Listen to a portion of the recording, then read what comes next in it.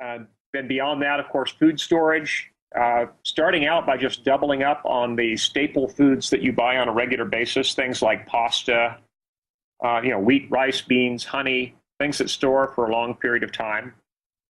And then beyond that, moving on to longer term storage foods. Some of those, if they're vacuum packed, freeze-dried foods, they can have up to a 30-year shelf life. They're fairly expensive, though, compared to just bulk foods. Mm-hmm. And then beyond that, of course, first aid and advanced medical equipment, communications equipment, and firearms. Lots and lots of ammo in particular is crucial. Yeah, I'm going to share a story with you. I've got a couple friends who they say when some of their other friends go over and say, "Why do you have so many guns?" They say, "Well, I have a gun for you, and I have a gun for him, and I have a gun for this guy down the street because you guys don't have any." And, they're prepared. I'm prepared, not nearly as much as I should be. I think you could always do a little bit more to get prepared. And especially as you see, the writing on the wall that something bad could very well happen in the next, couple of years, next 3 or 4 years. I mean, we are kind of walking this fine line with the technology, with, the electrical grid. I mean, the sun could knock everything out. You never know. It might not even be a government or a terrorist that gets us. It could just be the sun decides it wants to shoot out a few flares and knocks everything out. And then, where are you going to be? That's right. Well, you touched on something that's pretty important, and that is having extra on hand for charity. Charity is one of the themes that runs through all of my writings. And if you're going to go overboard in any area, you can't go too far wrong with extra food, extra fuel, and extra ammunition. Because if you missed out on stocking up on anything, if you overlooked anything, you can make up for that with barter. And there's nothing quite like common caliber ammunition as the ultimate barter item. All right. Most families only have a few hundred rounds of ammunition at most on hand. They're suddenly going to want several thousand rounds, you'll say. So if you have extra common caliber ammunition, you're going to be in the catbird seat in terms of barter. And a little tidbit out there, I believe 9mm is the most common handgun ammunition. Is that correct? It is now globally, yes. Although one thing I recommend is that people do some research and find out what caliber their local police department and their local sheriff's department uses. And even if you don't own a gun chambered in those calibers, stock up a few hundred rounds of those, because you want to have lots of folks on your side. Nothing better than being able to either have barter or charity ammunition on hand. Yeah, I agree. Hey, tell everyone about your blog. Well, Survival Blog has been around since August of 2005. We got our start providentially just a month before Hurricane Katrina.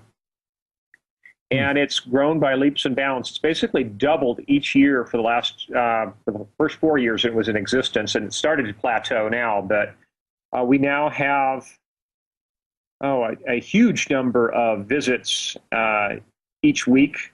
We have a very loyal readership.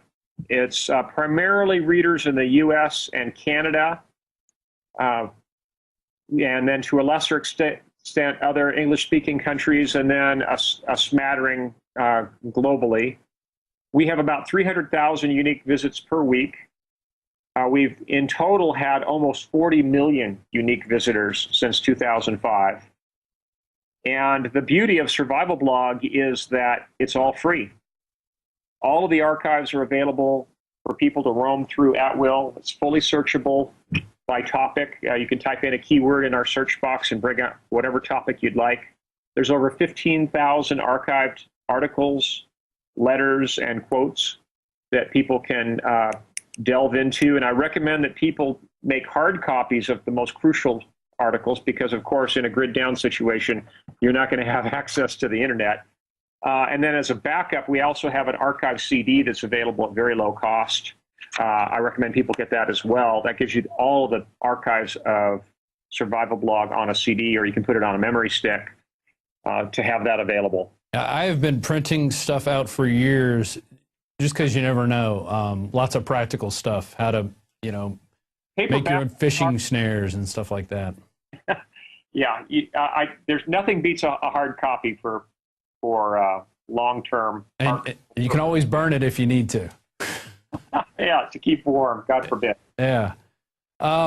You've traveled across the country. You've interviewed people. You've been on speaking engagements. How many people across the country do you think are in that preparedness state of mind? I mean, we got shows on the cable networks now talking about people who are getting prepared and stuff like that. So it's kind of entering the vernacular a little bit. But what's your? It is entering the national psyche, but in terms of real practical, tangible preparedness, there's a lot more people interested in preparedness than those who've actually gotten off their tail and done anything about it. I'd say in terms of people that are actually tangibly preparing, I'd say it's only about 2% of the population, which is kind of pitiful, but it's better than nothing. And each person that gets prepared represents one less person who's going to be rushing into the grocery store at the 11th hour and cleaning out the shelves. So everyone who stocks up now is part of the solution, not part of the problem. That's true. Are you looking at any timetables in particular? Are you seeing anything that's telling you something might be coming up? What do you have on your radar?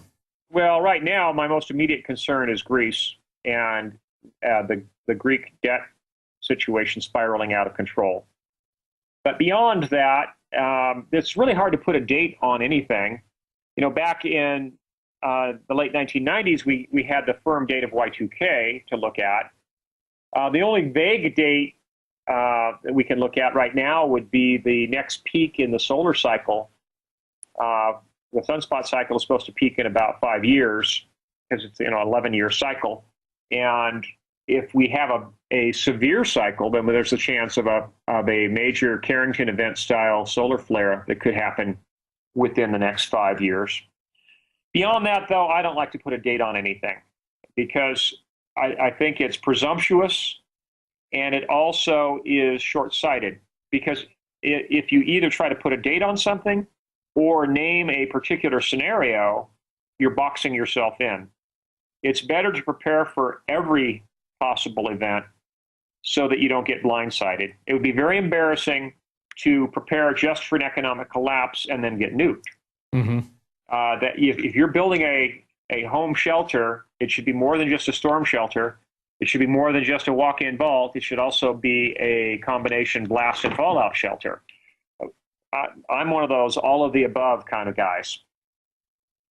Well, that sounds like good advice. And people can learn more about that on survivalblog.com, I take it. Correct, yes, and it's all available free, as I mentioned. Mm-hmm. I do have some books in print, and they're nice, handy references, and they're a great thing to put in someone's hands to get them motivated. But I'm basically a man on a mission. My goal is not to sell books. My goal is to get America prepared. Right. And that's where we all need to be. I was an Eagle Scout, and that's our motto, be prepared, and that's what you have to start with. And I just recently returned from a ski trip, and we got off the plane. One of my buddies didn't have his straps for his snowboard. Well, I pulled out the bungee cords because I always carry bungee cords. And, it all starts with the mindset, and then you got to go into the action phase. Jim Rawls, thanks for joining us. Thank you so much for having me on. Yeah, we'll have you back on soon, and I'm sure you have a lot to talk about. So I'm sure Alex may even have you in guest hosting one day. So, well, sure, I'd be happy to. That'd be great. All right, there he goes. There's Jim Rawls. Here's the book, Survivors. I read it. It's a combination fiction novel with a lot of practical tips involved of things you can do today to get in that mindset so you are a survivor, so you're not somebody left out in the cold when it happens. Before we leave, we got the daily quote. And this is from the book, chapter, I think this is, I forget what chapter, I think it's chapter 5 of Survivors. And it's from John Adams. The government turns every contingency into an excuse for enhancing power in itself. And that is from Survivors. You can pick it up at Infowars.com. I recommend you get it. It's a great book. I read it in about 2 weeks, off and on, and it's got a lot of great tips. So there you go. Don't be left out in the cold. Start preparing today. I'm preparing. Reading that article earlier today about the Trinity. The Trinity speakers say U.S. must share sacrifice. That really started putting a timetable at least in my head. Before I was just kind of planning for general events, but now I am looking at actual, an actual timetable that we have to start looking at.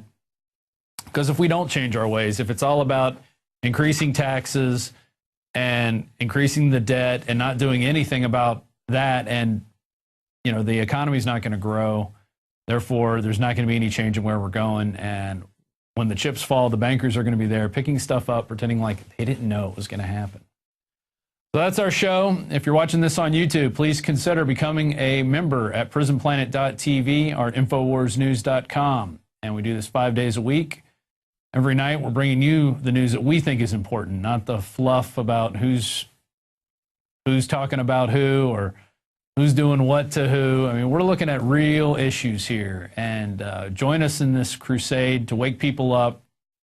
Let's get people prepared out there. Let's not sit around and pretend we didn't hear it, we don't know anything, and then when it finally happens, we're going to wish we've done something. We're going to wish we've bought that, some storable food, got some silver, got some firearms, learned how to use the firearms properly. I mean, it's one thing to get a handgun. It's another thing to know how to clean it, take it apart, load it under duress, and fire and hit your target. So with that, I'm Rob Dew. This is InfoWars Nightly News. I'd like to thank Paul Joseph Watson for doing the news portion. And we'll be back here next week. Alex will be out on the road. He's got 2 speaking engagements, one in Dallas and one in Orlando, the next 2 Sundays coming up. So we'll have a variety of guests anchoring the InfoWars Nightly News. I'll be one of them, Aaron Dykes. We're going to get McBreen back in here, and possibly even John Bound, who you've heard his voice on a few projects, but I think we're going to get him in here, sit him down, reading the news under the lights of the InfoWars studios. That's all for now. I'm Rob Dew. Thanks for watching, and be sure to check out prisonplanet.tv.